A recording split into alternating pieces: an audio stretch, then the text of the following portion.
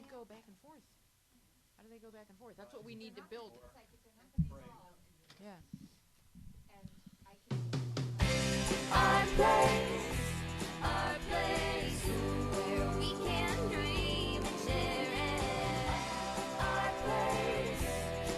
place, you'll find a friend to care it. We are Our Place Out Loud. I am your lovely and captivating host, Louise Palanker.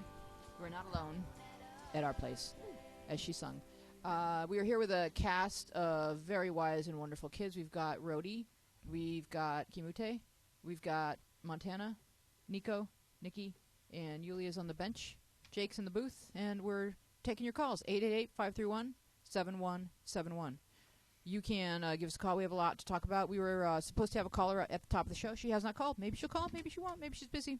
But meanwhile, we've got lots of cool stuff to talk about. We were going to give a shout-out to Ian's app. So Ian Broyles, the original creator of the Our Place app, has created an app called Selfie Vision. And Nico's been playing with it. I've had so much fun with it. And It's so great. yeah, so Nico, go ahead and explain what it does. All right. So, I'm not exactly the selfie type. Who's kidding? Who am I kidding? I am. And that's the. Oh. Yeah, what are you, Ryan?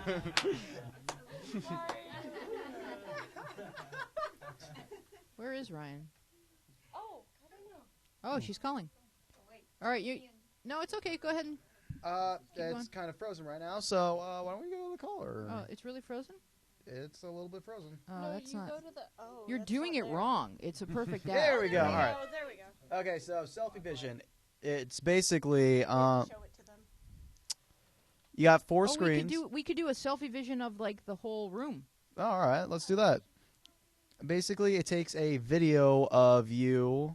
See, you can see these four little video cameras on it. Like you're kind of posing in your selfie ways. And it takes 4 pictures of you during it. So it takes both like 4 pictures, and you can have it have How a about little. how about you let it start and then kind of spin it around the room so that it'll be like.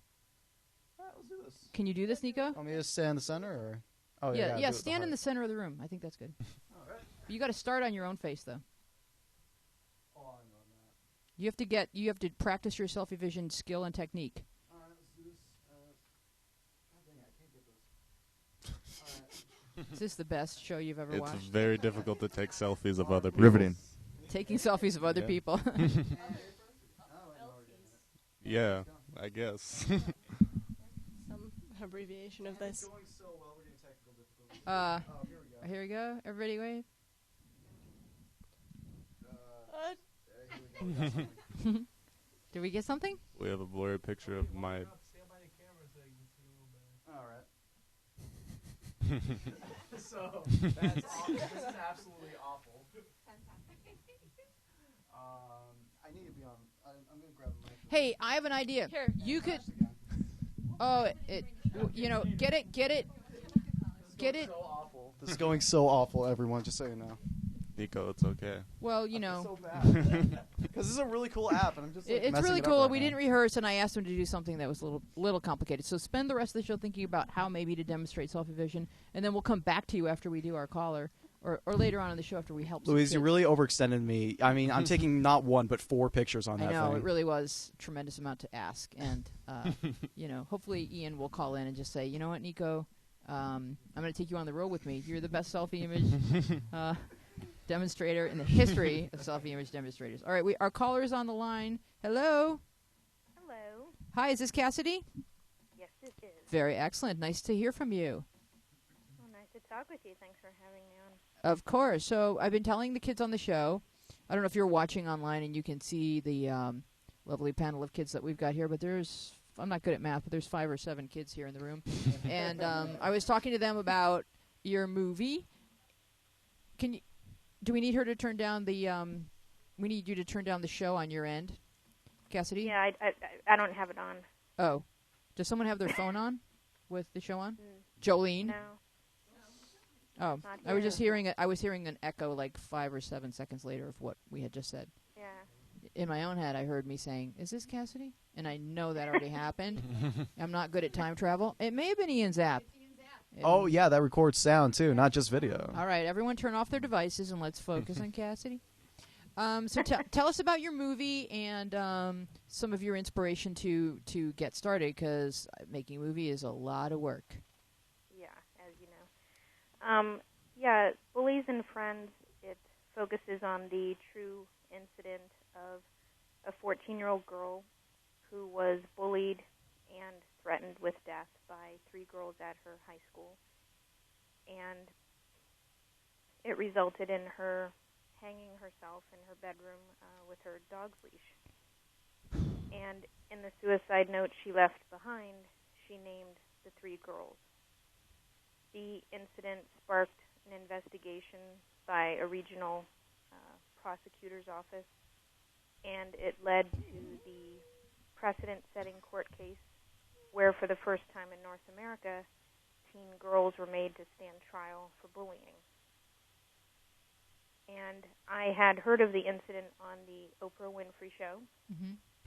and I just was outraged at the fact that, here's a 14-year-old girl so full of life.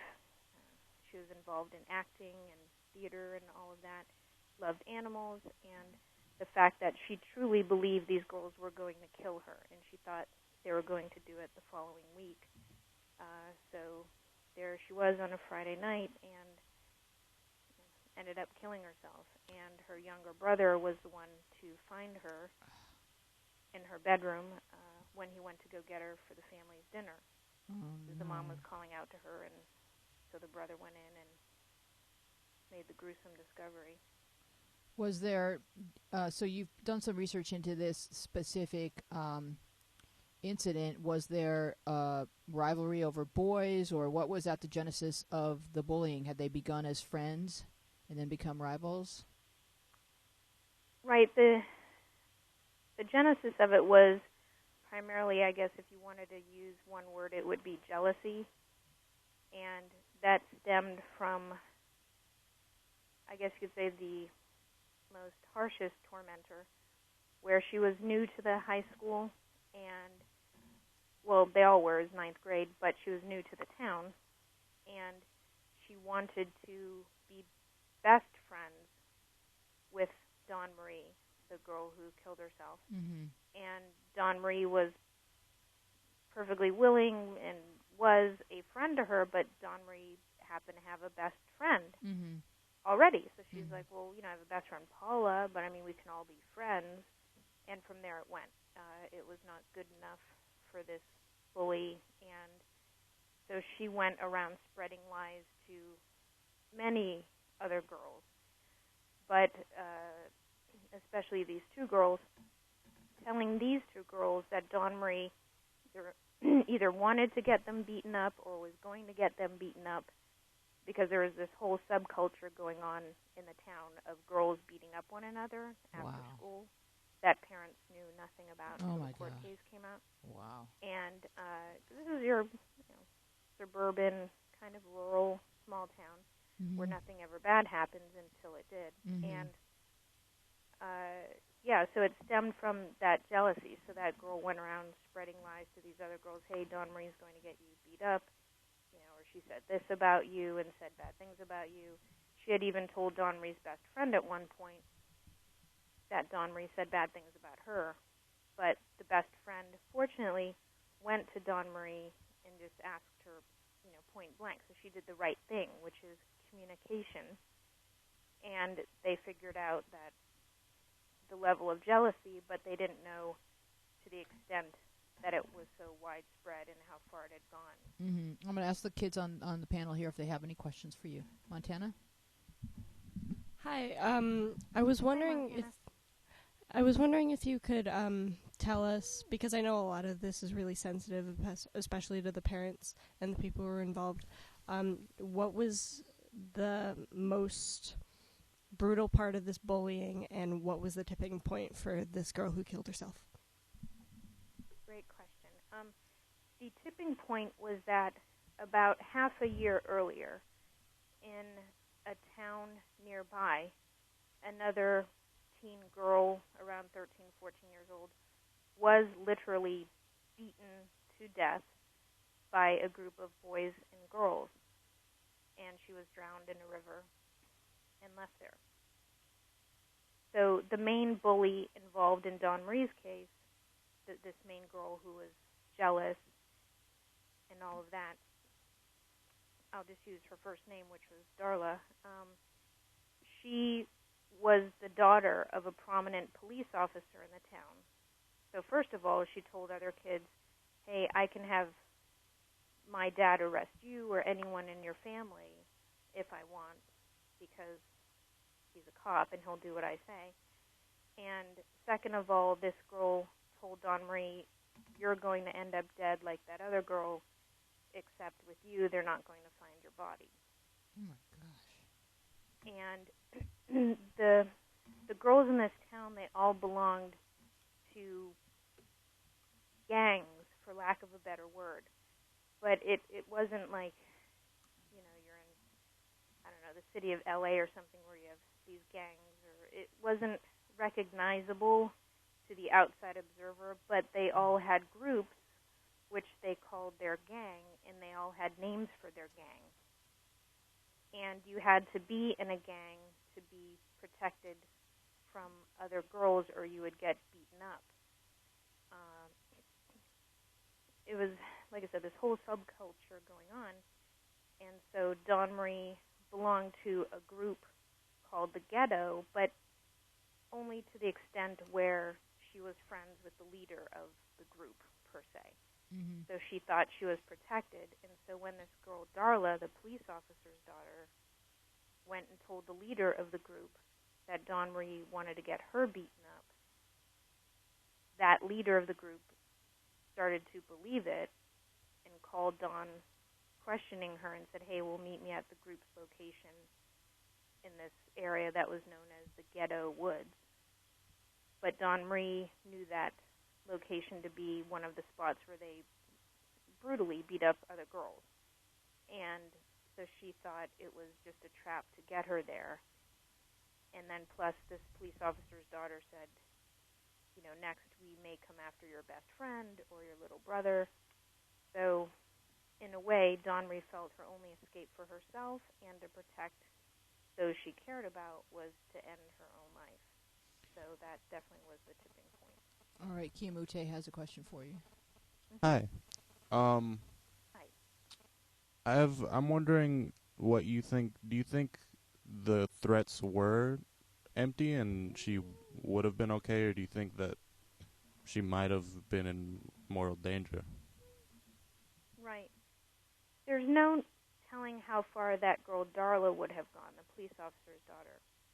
But in my film, I have the interview. I guess you want to say the word exclusive, but just the fact is I have the interview with that girl who was the leader of that girl gang, so to speak. So one of the girls brought to trial, the leader of the girl gang, she's in my film, and in talking with her and, you know, extensively, I mean, I spent over a month with the people, and I mean, to this day, me and that girl still email back and forth, and just last week we did. So I know that Dawn Marie was safe from that leader of the group. She was just really trying to get to the bottom of what was going on because so many lies were just being thrown everywhere. Mm-hmm. So Dawn Marie would have been safe with her. It's just that that girl did not have enough time or the resources, the tools to know that she just really should have just communicated with Dawn Marie one-on-one instead of ganging up with the other girl, Darla, and being on the phone. And she expresses that regret and remorse in the film. Oh, my gosh. Nico has a question for you. Mm-hmm. Hi. Hi. First, I want to say that this is probably going to be a really important film with the first trial for bullying really coming up like this, and so that. First off, I wanted to ask. This all started because she said she wouldn't be her best friend. Is that what you were saying? Right. Pretty much. Oh. Wow. And the jealousy just spiraled out of control. And that's, like, I've met with kids both in Canada and across the United States, where I've traveled to schools, middle schools, high schools, and youth organizations and events. And so many kids, especially with girls, tell me this. And that's why now there's actually a clinical term for girl bullying, which it's more called relational aggression, because with girls it's so much more psychological warfare. Yeah. And because for a girl it can stem from the slightest thing, where I'm friends with a girl named Michelle, let's say, right? Let's say I'm a teen girl and I'm friends with someone named Michelle. But Michelle comes to school and she has a new outfit or a new handbag. And I really like it, but I don't have it. So I'm now jealous. And instead of dealing with that jealousy like, okay, just factual, I'm jealous that you have a handbag and I don't have a new one, and just saying that out loud or letting it go, it can kind of grow from there. Then you're going to find more reasons not to like her. And for girls, I have found, in talking to many, and we do questionnaires with all the kids, that for a girl, sometimes it's not enough for that girl to hate that other girl. She has to get everyone else to hate her. Right. You and I we have a lot in common in that I talk to kids all day, every day inside the app, and I'm hearing a lot of the same stories that you're hearing. So, it's very interesting how how girls can be very territorial and very, very, very quick to judge and to develop a point of view and expect everyone else to adhere to their point of view. Your enemy, my enemy must be your enemy, or you're no longer my friend. These types of things are very divisive. Jake, you have a question? No, you were just stretching. Kiyomute? I was wondering, since you've definitely studied this whole case and you followed the whole story, you seem to know it very well. For some girl who's in the situation that Dawn Marie is, what kind of advice would you give her, like right now? Right. The first advice would be tell your mom and or dad or whoever's your guardian. So whoever's your guardian and looking after you, who's ever a trusted adult, tell them and and tell them how bad it is, like what the situation really is. And then second of all, really work with someone at the school that will do something. Now, for instance, Dawn Marie she went to her school counselor several times, and clearly nothing was addressed. And, so that was unfortunate. And so I would just say to someone, keep going until you get a result. Right.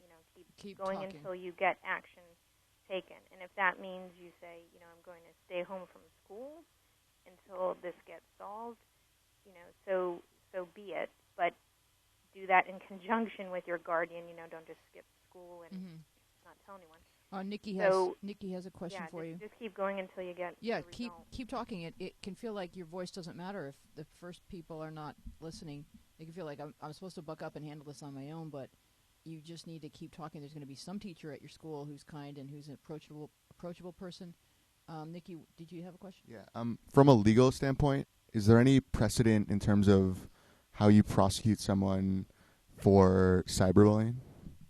This was a precedent-setting case, I believe. Is that right? Right, Cassidy? yeah. And this opened the doors because here's the thing. I from working with schools and parents in many different states and areas, the difficulty is that every state has different laws.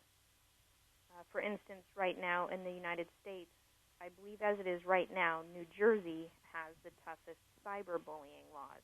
And a lot of that came into effect after the Tyler Clementi case at Rutgers University. Yes. But so that's the difficulty, is that every state has so many varying laws within the juvenile state statutes. Mm-hmm.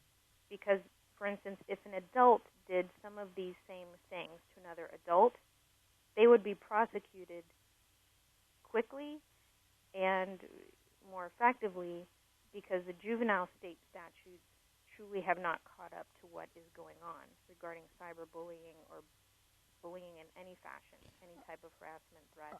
What I want to get And- to real quick. Oh, did yeah. you have a final point to make? Well, just like in this case, it took the regional prosecutor 6 months to be able to develop charges against the 3 girls. You know, she couldn't go and find, oh, here's the statute that says bullying. She had to bring them in under 2 separate counts, which was criminal harassment, and the second charge was uttering threats with the intent to instill fear or bodily harm. Did you make new law? Did they make new law? They now have passed new things, but it's just slow going. Mm-hmm. Montana has a question? So this girl who was bullying Dawn Marie, her dad, who was a police officer, she was telling Dawn Marie she could have her or her family arrested. Do you think that was accurate?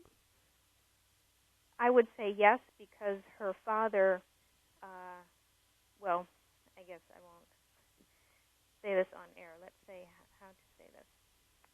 And this is public knowledge, that his daughter's interview tape, her confession to everything she did at the police station where the father worked, her audio tape confession went missing from that police station where her father worked, yet all the other girls' interview tapes made it to court.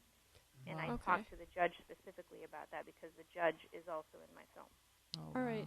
So, do you think it would have been what I'm getting at is you were saying that the advice you would give to potential Dawn Maries in this situation would be to tell your parent, tell somebody in authority, but how would one get out of a situation like that where the higher powers, like the law, is corrupt and would have gone against you?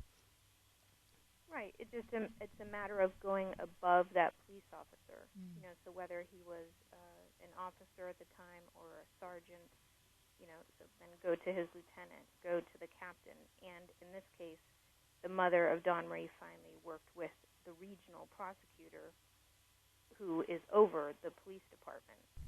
So it's always a matter of go higher.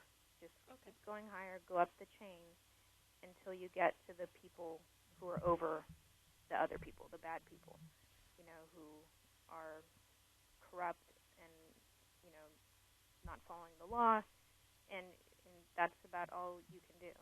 If enough is just good keep going people, higher. if enough good people know that something really bad is happening, you will Right. just have the power of numbers on your side and in your corner, and you feel so isolated and alone when you're in the middle of this type of situation. You don't have the perspective at 16 to understand that this is ridiculous. You just think, Right.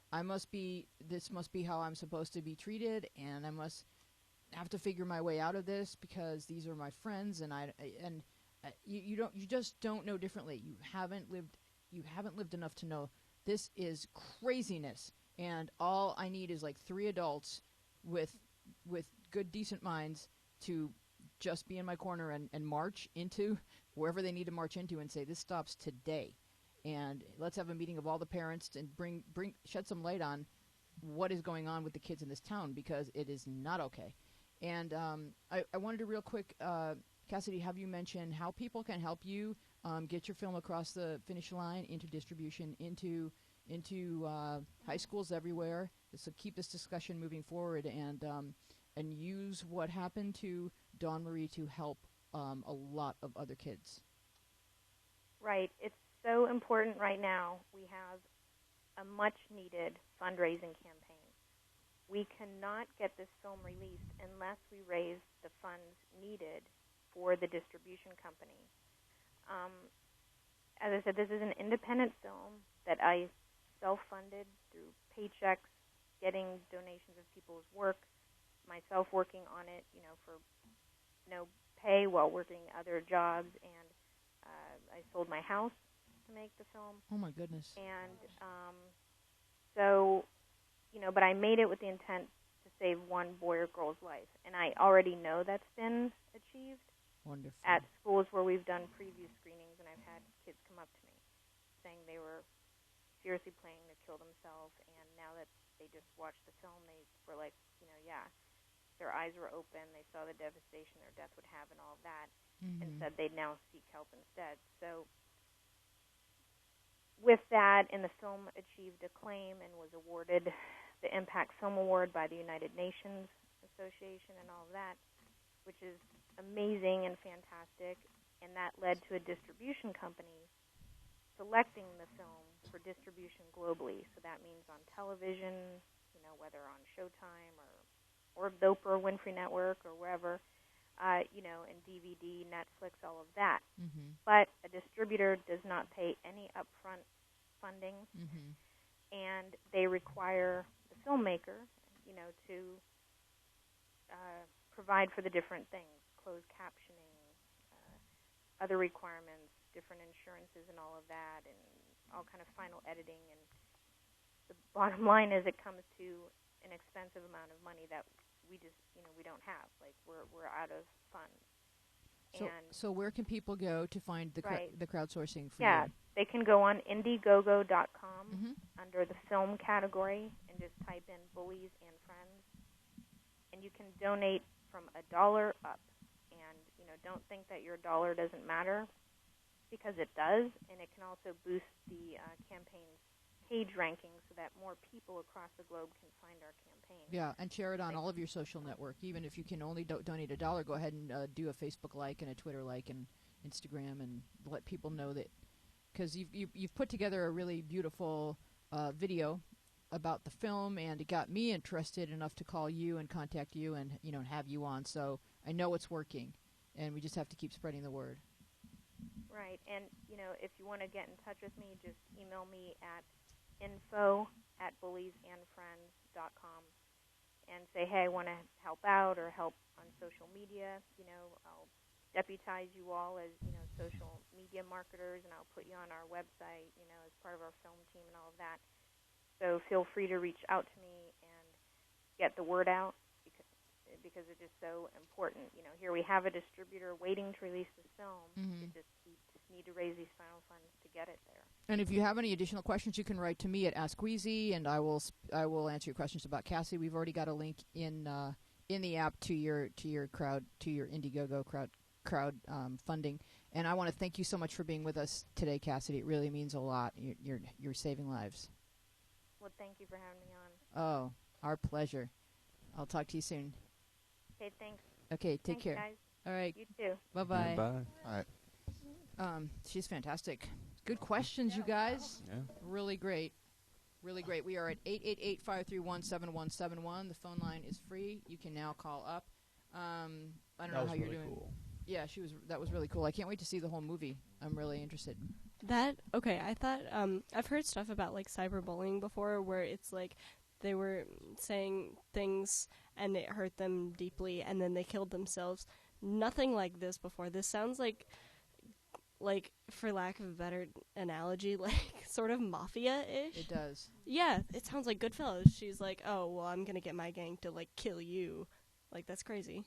Yeah, it sounds like it. In this town, it went really, really deep. The level of the way kids were tormenting each other was very organized, systematic, and diabolical. Like whenever I would hear about cyberbullying, it always sounds like a totally lesser subject, because I'm always reading about it. This has never really happened to me, and putting it on film is probably one of the greatest things she could have done for this whole topic, because in an interview style, like the way she's doing it, the way she sounds like she's doing it with all these interviews with the judge. Yeah, this sounds like it's going to be an incredible film, and it's going to be so important to bullying in general. Julia? I don't know if she spoke about this. Closer to the mic. I don't know if she spoke about this because I couldn't hear everything she said. But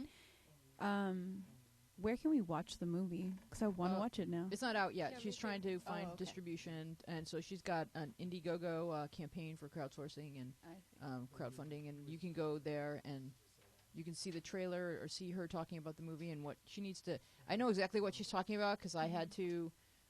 When my movie got picked up by Showtime, I still had to pay for absolutely everything. Showtime was just like, yes, send us this, closed captioning? I have to do the closed captioning? Like, your Showtime. Does anyone work there? Like, What is it closed was captioning? It was like shocking, but you don't It's want like to finish. subtitles You if want you're, to. I mean, you you don't know. want to say, "Oh, I'm tapped out." You just keep going because you want to. You want your movie to be seen, and so. I think a good type it alternative out might and be then like put it in the YouTube film. or something. Like maybe putting it on YouTube and then getting enough viewers on YouTube, and then from there, like all the other, or maybe like a 20-minute preview or something like that. Well, and maybe then- you should reach out to her on Twitter or Facebook and give her your ideas. Okay. You've got some great ideas. Who's on the phone, Matt? All right, so we're going to delve into some questions. So this one, I was gonna keep Cassidy on the phone while we handled a couple of similar questions, but I wanted to free up the phone lines so that people could phone in. I'm Only Human writes, my best friend bullies me. Today she cursed me off because I walked away from her. She took my lunch right out of my hand, and she's abusive. She's controlling and steals everything from me, even things from my house. Not only that she likes the same guy I like, and she told him I like him, she's really rude. Everyone thinks it. She thinks everyone else but her is the problem, and is she too blind to see she's the mean B word who bullies people? I need help. So this is a classic case of like being bullied by your best friend and then being worried that if you somehow say to her, I don't want to be friends with her, you will suddenly be friendless. She will turn everyone else against you. That type of scenario. Nico. The way she's describing it doesn't really sound like your best friend. I mean, she's But- probably in a bad place right now, but she doesn't really like. When we got this question before from other people, we usually got a list of like she used to be so nice or anything. This just sounds plain abusive from the start. But kids can go from being like your best friend in 4th grade and being like kind of tolerable to being like, in 8th grade or 7th grade just being horrible because their hormones have kicked in. They suddenly like the same boy. If you read between the lines in here, they like the same boy. And suddenly, her jealousy and her insecure side is coming out in the form of this horrible personality. Yeah, but she is doing some pretty extreme stuff on bullying wise on here. She's got to do something about it. I think you can step away. Like, you've heard the saying, better the devil you know. Well, if the devil you know is having a best friend who's horrible to you, and the devil you don't know is having no friends, you're going to stick with the devil you know. But sometimes, or maybe most of the time, if something becomes intolerable, you have to walk away and say, I'd rather have no friends than have this friend, because then you're suddenly available to other nice people who've been staying away from you because you've been hanging out with this horrible person. And a lot of people really don't realize that's an option. They don't, because they're so terrified of the unknown. Montana, did you want to say something? Well, also, it doesn't seem like a situation where the other girl would turn all the other girls against her because everybody thinks she's very rude. And honestly, like, maybe people, even if they think she's popular and they try to suck up to her, later down the line, everybody will find out that she's rude and nobody will want to be her friend until she, like, figures out how to act. Kyo? To me, she sounds like like she has something else going on in her life. Like she's a very angry person right now for some other reason. Yeah, Like, an unhappy person. But yeah. I think the thing to keep in mind is that, like, once you step away and look elsewhere, there'll be other people going, oh my gosh, I can't believe that Sarah isn't hanging out with Jessica anymore. Like, oh my gosh. And then I've seen things like swing the other way where all of a sudden all the nice kids are bullying the bully because the Right. numbers are on their side. You don't want that to exactly Yeah, happen. that's but what I'm worried about. yeah, but sometimes it just takes a little bit of momentum. You be the person with the momentum and be like, yeah, we're not doing this anymore. And then all of a sudden everyone's like, all right, it's safe to jump ship. Yeah. And those things happen constantly in school. Do we have a caller? Wow, the phone rings a lot for there to be no one there. I mean, if there's some Oh, way, for the theater, okay. if you can ask her if something is wrong or something, or get to the actual problem that she's going through, because I just feel like there's some actual problem that she can't deal with, and she's just lashing out to everybody, and she's gonna make everybody around her an enemy. Sometimes you can't fix every friend. Like That's true. like I could maybe take you aside and say, "Hey, Keo, I think this would go better for you if you tried this approach because, you're awesome." But I've encountered some people in my life where it's like there's just so many things that are going in the wrong direction because they're repeatedly making like 5 or 7 bad choices in a row that I wouldn't even know where to begin. and then they would be angry at me for being the bearer of Right. this advice. And it's like you got to get to a point in your life where you see that coming up mainstream, and you're just like, I can't fix this. Yeah. I got to go make other friends. Yeah. Like, I love so many things about this person, but I can't fix all this. There's just too much. I would say try still. Just Yeah. give an effort I and mean, be at like, this age, yeah. is everything okay? Like it seems like you've just been really angry for no reason. Or not say it that way necessarily. Try and do it however diplomatically you can, but it's definitely not your responsibility. But I would say you should try, and then if it seems like it's not gonna go anywhere, then move on. I mean, Yeah. it's not something you can fix. Yeah, you can definitely try, but it's hard to know when to move on and to be walking into school that one day where you have no friends. Right. But sometimes you just have to go for it. We have a caller. I believe we do. Hello, who's there? Hello. Mrs. Colfer? Hello. Hello. How are you this fine evening? About ready to pass out. Oh, why? Why is that? I stressed about a theology project that I thought was due today, but it's not due till next week. Oh, my gosh. I love when that happens. Yeah. Because It's then like I'm finding just like, money. yes, I'm saved. Finding time is like finding money. That's excellent. Hey, so is our friend Emily seeing Lady Gaga tonight, or what's happening? I think it was tonight. I haven't talked to her in a while, but Guess- I'm betting from OP that she was. Oh, that's going to be exciting. I can't wait to hear how it all goes. Did you listen to the show? Did you listen to our guest? Sort of. So if it sort of means no, then I won't ask you any questions about it. But if sort of means sort of, then have you or your friends ever encountered the kind of cyberbullying that just becomes like really systemic and part of the culture? I don't think I have or my friends have. They probably wouldn't have told me because my friends are a little more private. Mm-hmm. So if they had told me, I probably would have tried to help them in the best way that I possibly could. So in your school, nothing like that is going on, where there's like sort of gangs of girls that are just kind of on the rampage against each other. Not that I know of. Mm-hmm. My friends and I are the weirdos who sit outside and laugh way too loud. At everybody else, No, not at everyone else. just at your own private At jokes. ourselves. I mean, I like that group of kids. Those kids are cool. Those are the kids that wind up growing up and doing cool stuff in life, because they're the ones that are able to look and say, I don't have to be this or that. We can just be us and still have a blast, and it's just way better. So we're gonna jump off the phone with you, and we're gonna do Thread Theater. How does that sound? I had a comment to what was just said on the little question. Excellent. Okay, so the girl has a friend, and her friend's, I guess, bullying her. Right. That is correct.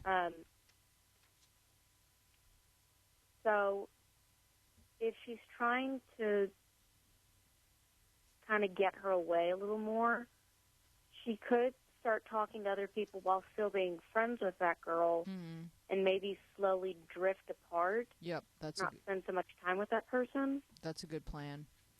So you cultivate other ships before jumping to them. Yes. All right. Thank you so much. That's very good advice, Mrs. Colfer. We will talk to you next week.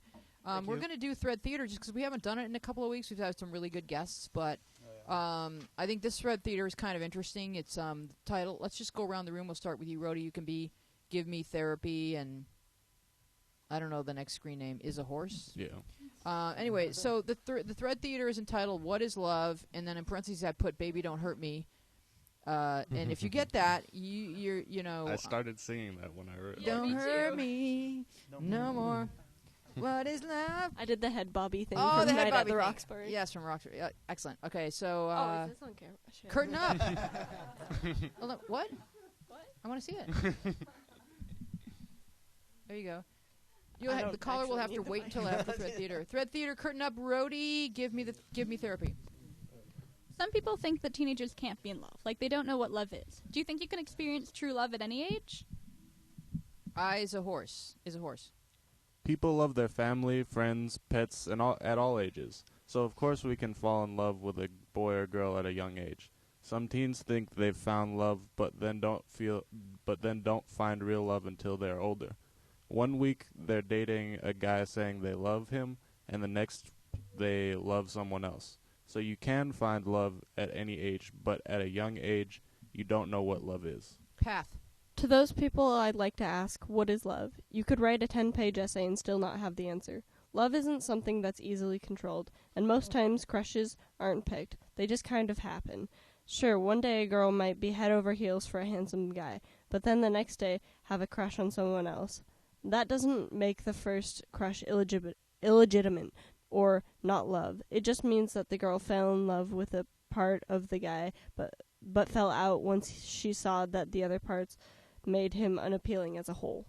S.R. Buckley. You're gonna do. You said this in the beginning of the show. I don't think I have the right to tell someone that their feelings are invalid strictly because of their age, but I have to point out that love at 15 is not going to be the same as love as 25, 45, etc. A teenager's mindset is completely different. Anyone can be in love, but not all love is the same. Holly. I don't think 12-year-olds who claim to have a boyfriend know what true love is.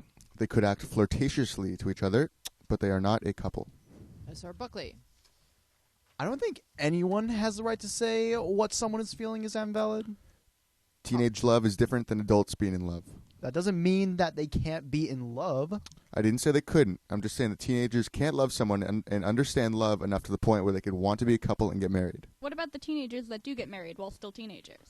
I've never heard of a 13-year-old getting married.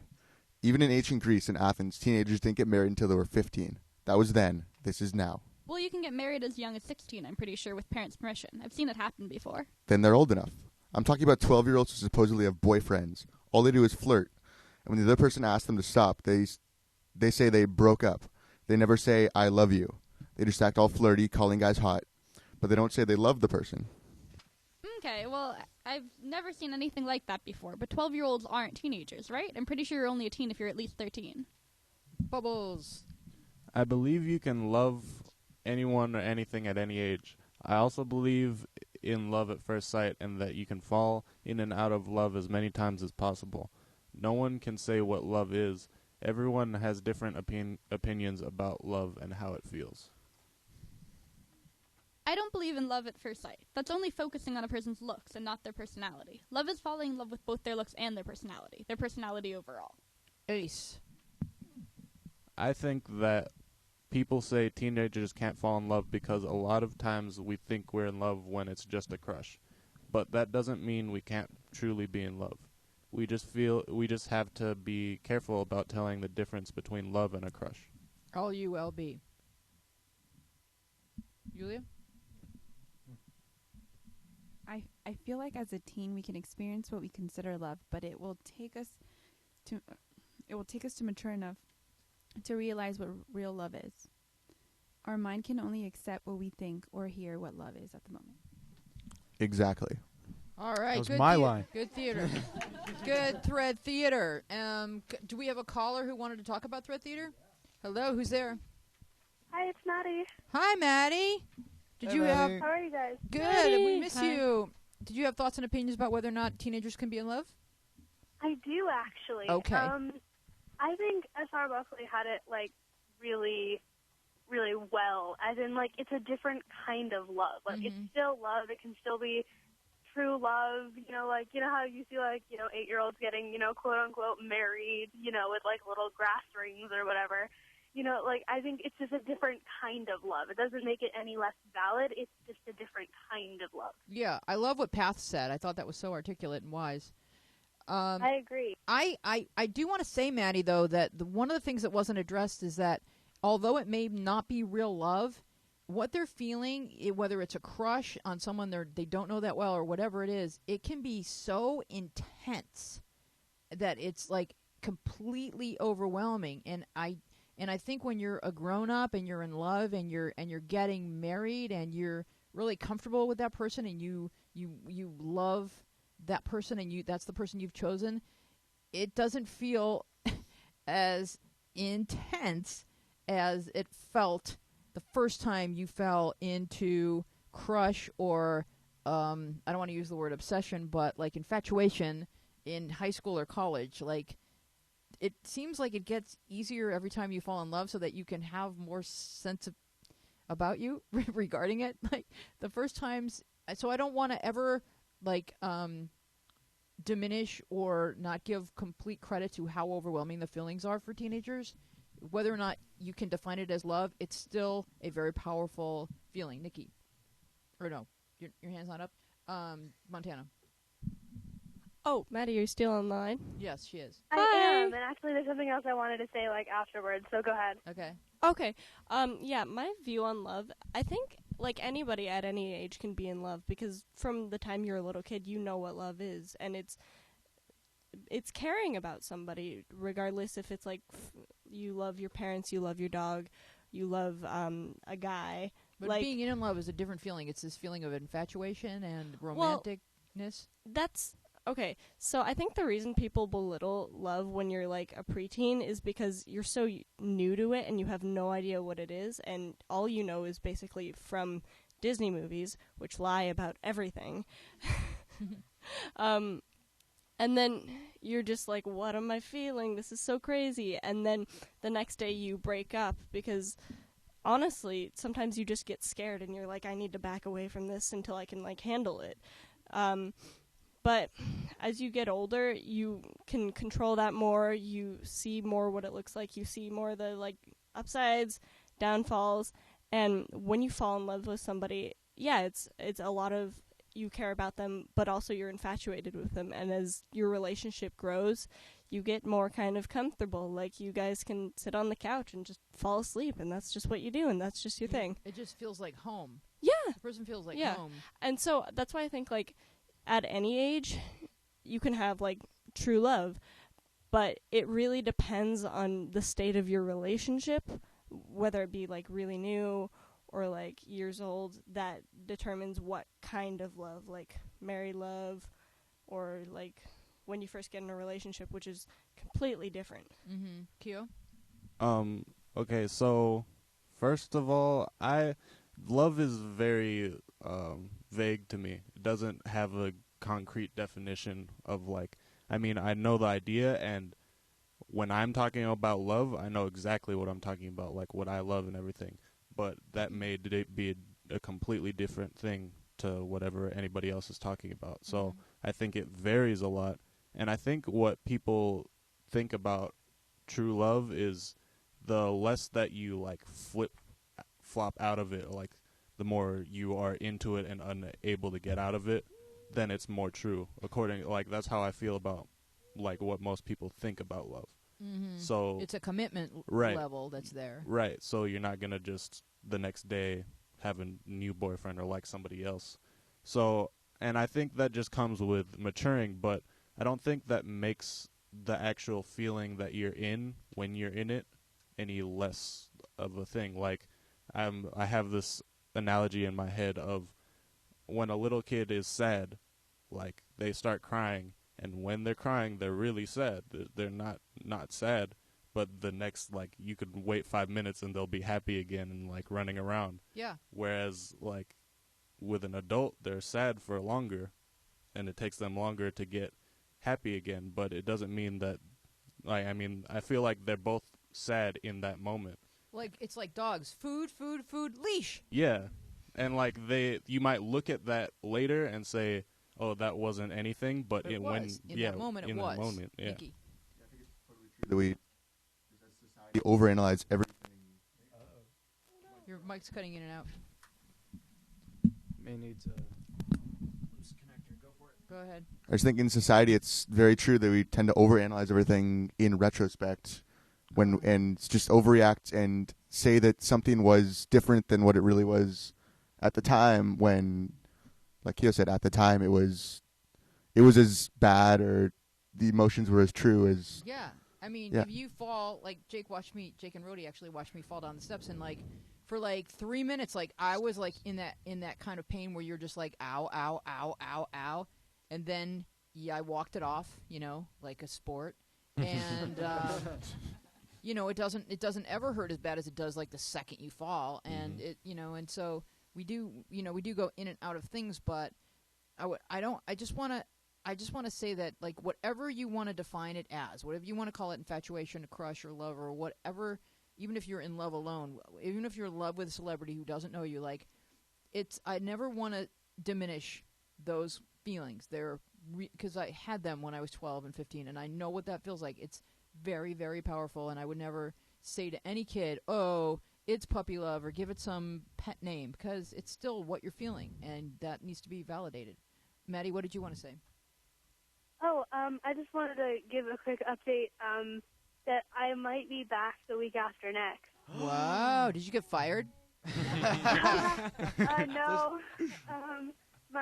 It's just like the training is over, so after that we just have to do role plays to make sure like we won't freak out if we get like a serious call. All right, so And I'm then going to after tell you that, what I'll you be should. Like a realist. I'm going to tell you what you should never ever say to someone who calls and pours their Right. heart out. YOLO. Oh God, I would get fired for that, like straight up That'd be fired. really bad advice. All right, honey, we're going to grab the phone line back so people can call in because we've been on the phone most of the show. We love you, and we cannot wait. We're so excited that you're coming back. All right, cool. And just one last thing, I passed my permit test on Friday. Maddie's a driver! Woo, she's going to beat Yay. you, Jake. Okay. Also, All right, bye guys. Bye, honey. bye. We are at 888-531-7171. This is going to make it really easy for me to prepare for next week's show because we've used very little of this week's show. So let's see. What in here was really good? If only Ryan was here, I would have him read the letter from Anonymous. Who likes to read? Nikki, you have a really deep radio voice. Read the letter from Anonymous. On the first page? Yes, please. All right. Anonymous says, I can't get over him. This story is very messed up. I'm 12 and this guy is 20. He's not really 20, but he's in his 20s. I don't want to go into full detail about him because I get really sad. I met him from YouTube, though he didn't post videos. I did. He was the first guy I ever really liked. We had nice conversations, didn't talk about sex, etc. We act and think just alike. I can't explain, but I really did like him until one day I stopped talking to him. He deleted all his social networks. He also helped me out with my suicidal thoughts. I stopped talking to him because my parents fussed at me. I don't think he's a pervert. He never said anything sexual, but he runs through my mind every day. All right, so we've got a kid posting YouTubes. She's contacted by a guy in his 20s who's probably actually in his 30s, and he never said anything sexual but understood everything about her and, was mentoring her, helping her through issues. And then her parents found out she's talking to a guy in his 20s and said, you may never speak to him again. He deletes all of his social media, probably all of his social media under the name of Adam, whatever, pick a last name, Smith. Because actually I don't think he was even in his 20s. That's my personal thought. The only reason to delete all your social media when some 12-year-old stops talking to you is if that person that you created to talk to the 12-year-old is not actually that person. I just think that adults can mentor kids in real life, and through various programs, or because you're a teacher, or because you're encountering a kid at a Boys and Girls Club, or at some sort of after-school program, or as like Keo says, he teaches kids violin, and I teach kids comedy, and so we've got kids that we help out in our lives. It's just part of what we do. But to contact a kid on YouTube and start being the person who understands her, creepy. I think the rules are different for online. And Nikki, you wanted to speak because, I have a lot to say about this, but I want to just hear what you guys think. Yeah, this is definitely something's going on here besides just the healthy.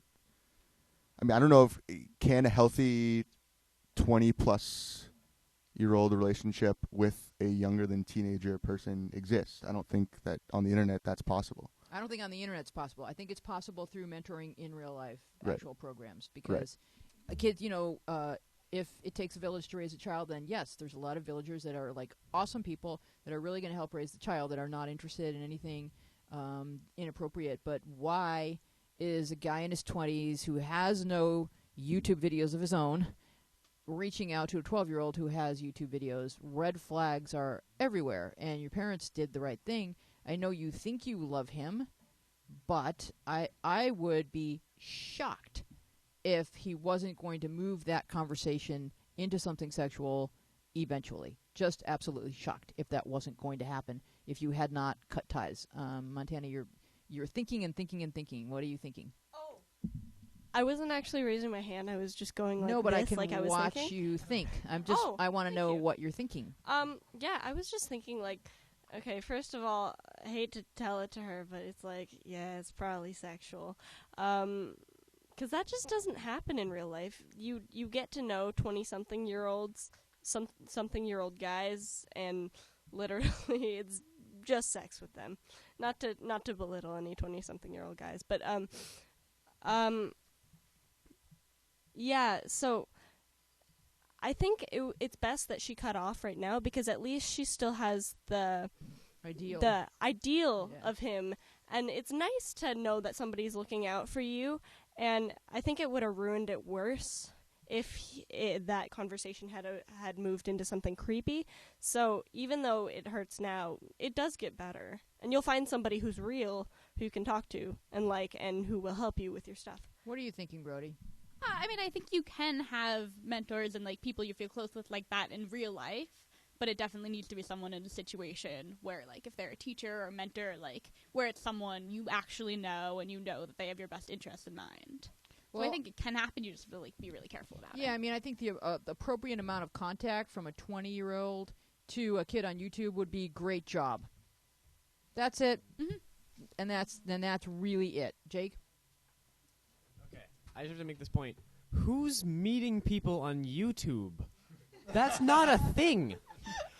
That's just a red flag immediately. No one does that. Yeah, So I wouldn't that's really just- want I'm to done. meet any commenters on YouTube, considering what they write half the time. Yeah, that's Kyo? Yeah, I agree with everything that's been said. It's just not appropriate to meet certain people in certain situations, and this is one of those cases where he shouldn't have been contacting you trying to meet you. Shouldn't be trying that hard.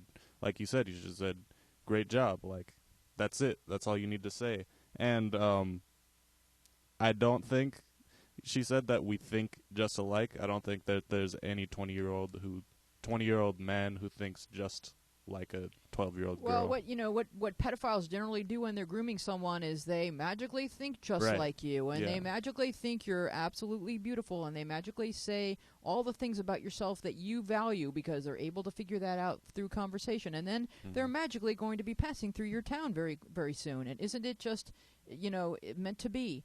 And the second you leave your house to go meet this guy, you are in serious danger. So I know everyone wants to be validated, everyone wants to be appreciated, everyone wants to be understood, but if some stranger on the internet is telling you absolutely everything your little vulnerable soul needs to hear, that person is playing you. Montana, what were you going to say? Oh, I didn't know the term for that was grooming. Yes, it is. Okay. My husband's a sex crimes prosecutor. Oh, that's cool. I mean, not sex crimes. That's radical! The prosecution of that and your husband. Okay, I'm not Exactly. No, he's helped a lot of people. Go ahead, Nico. I feel like you have to be extremely careful when talking to any girl who's younger than you in their teens. Like, it doesn't matter if he's like 20 and if this guy had the best intentions of the world, which is extremely not likely. You talking to this girl, you mentoring her in any way, there is the greatest of chances she's going to develop an obsession with you. Yeah. For that just attention from an older man in any form. It seems intense to them. It's like, I don't even know how to describe it. It's like the celebrity thing you were talking about earlier. It's like this person who's a grown up thinks that I'm amazing. Like that's intoxicating. That feeling. Nikki? Yeah. If this girl is 16 to 17 years old, does that change anything? The closer she gets to 18, it does. But she's 13 or 12. 12. So 12 becomes like according to my husband, like with each year, it's like a different level of crime. Like the for 12 and 13, it's something. For 14 and 15, it's something else. For 16, 17, it's underage. But it's not as bad of a crime.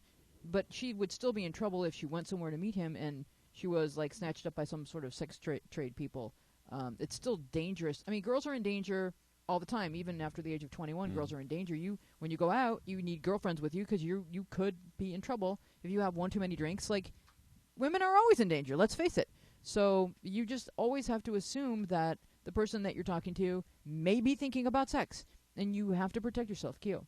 And yeah, think about like if what he would be like if he's a pedophile, he's not going to be trying to creep you out. He's going to be trying to convince you that he's normal and that he's not. So don't assume just because he hasn't brought up sex or whatever that he's not thinking about it or anything. And just like Nico said, somebody who's really looking out for you, who's 20-year-old, who like cares about kids and just wants to help, isn't going to talk to you like that because they know what it's like. Like they know that the kid is probably going to get infatuated. Like, and if that's what you want to do, if you want to mentor kids, go to the Boys and Girls Club. Right. They need lots of good mentors. Don't do it online. And if you're online and if you've got a YouTube and you're expressing yourself and doing those types of things that kids your age do online, be very, very wary. These are everything that you just heard from this last post that we discussed is a huge red flag. Well, I want to thank everyone for being with us, and I want to thank our guest, Cassie, for being with us. Please go to her page and help support her film, Bullies and Friends, and we will see you next week. Bye-bye, everybody. I've been out there wandering. I've been in here wondering, hoping, reaching, wishing I could find my way. Then I found our place where we can dream and share it. Our place, you'll find a friend to care it. I may look a little hazy and I may feel a little crazy. I'm sifting through confusion and I'm searching for solutions, and I know I'm answer bound, 'cause I found our place where we can dream and share it. Our place, you'll find a friend to care it. Hear you, heal you, steer you back to kindness. Your soul may be in tatters. You'll learn what really matters. Our place, where we can dream and share it. Our place, you'll find a friend to care it. Hear you, heal you, steer you back to kindness. Your soul may be in tatters. You'll learn what really matters. Our place, where we can dream and share it. Our place, you'll find a friend to care it.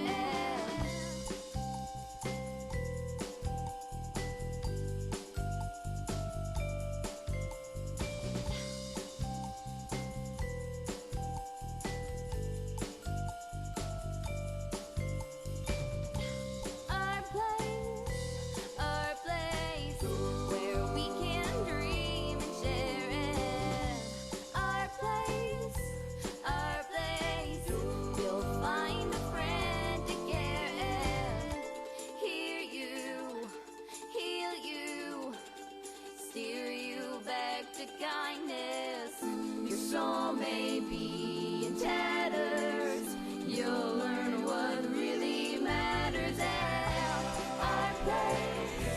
Our place, where we can dream and share it. Our place, you'll find a friend to care it. Our place, you're not alone at our place.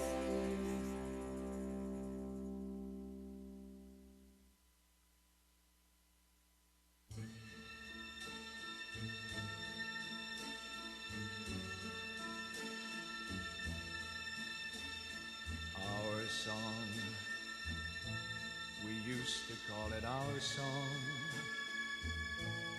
It helped us say hello.